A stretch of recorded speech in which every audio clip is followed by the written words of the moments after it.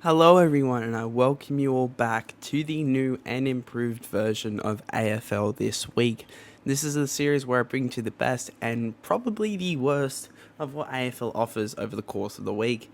The worst probably will happen later during the series.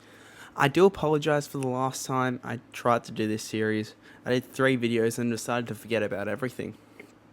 I might do the same this year. As for this series, there will be different segments for this new and improved series, and we'll start off with an intro, followed on to random things that happen across Australia, leading into the team I support, then the rest of the competition. Then a segment in the video where I show off random clips that you guys send me, more on that later, and then potentially other sports, with the ending happening just after. So yeah, without further ado, let's get into the video. Kicking off with what has happened around Australia. I know this wasn't this week, it was like a few weeks ago, and we start off with the international AFL, as Australia's B-side has just lost to New Zealand 50-0 in AFL. Alright guys, how the fuck did we lose our own game to a country that doesn't regularly play it?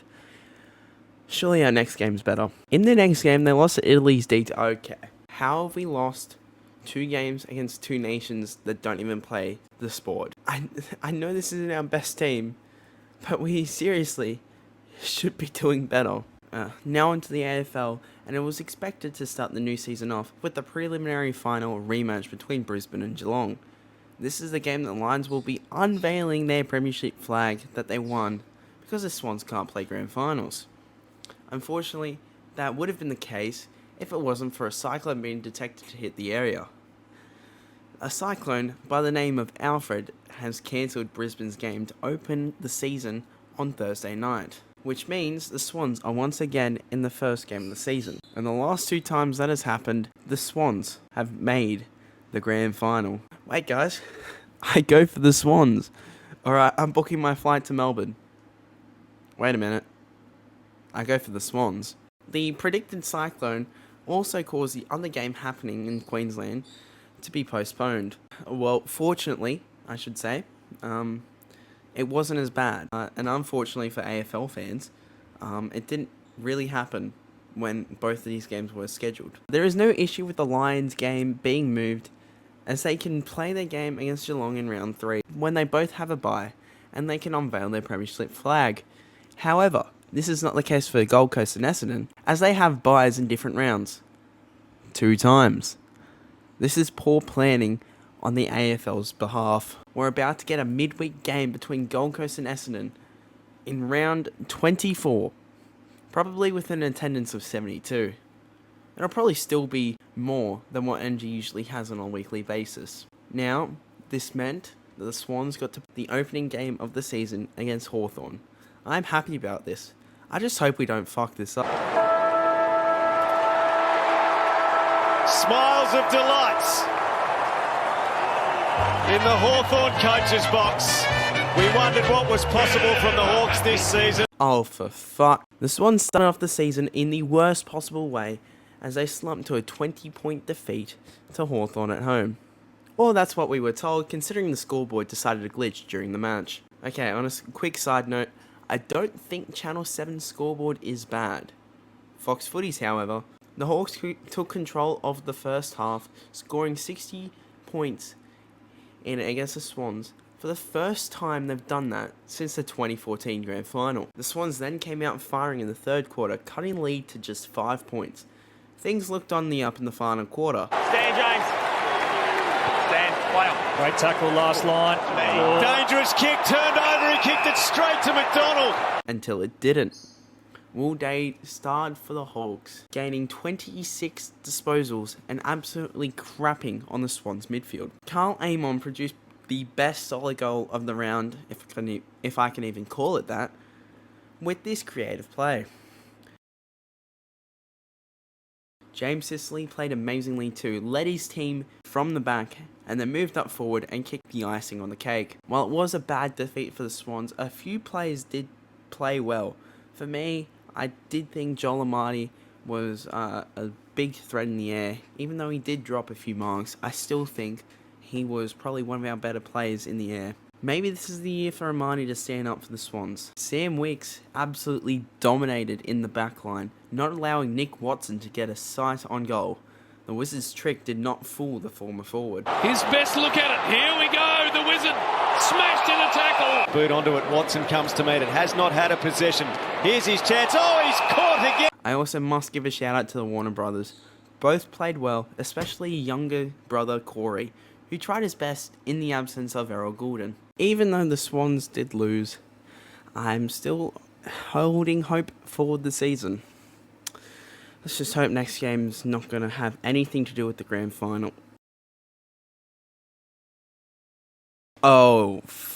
Unfortunately, we did lose, but at least the team I support in England is going well.